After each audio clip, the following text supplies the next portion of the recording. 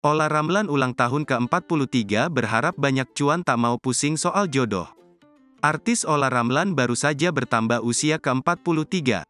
Ola Ramlan berulang tahun pada hari Rabu, tanggal 15 Februari tahun 2023.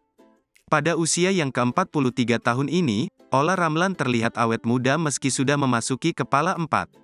Saat ditanya perihal jodoh, Ola Ramlan nampak tak ingin memusingkan perihal jodoh. Pasalnya ia nampak ogah disenggol perihal jodoh. Saat ini Ola Ramlan terlihat ingin menikmati kesendiriannya terlebih dahulu.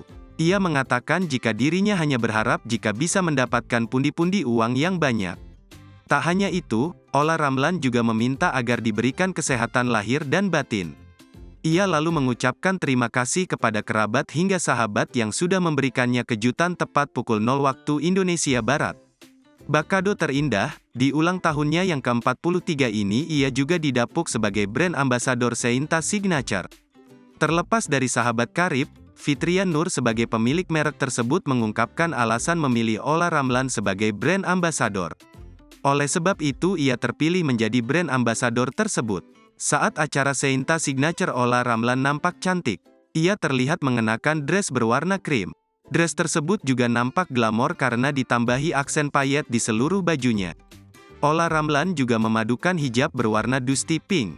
Tak lupa menambah sedikit polesan di wajah Ola Ramlan membuatnya makin cantik.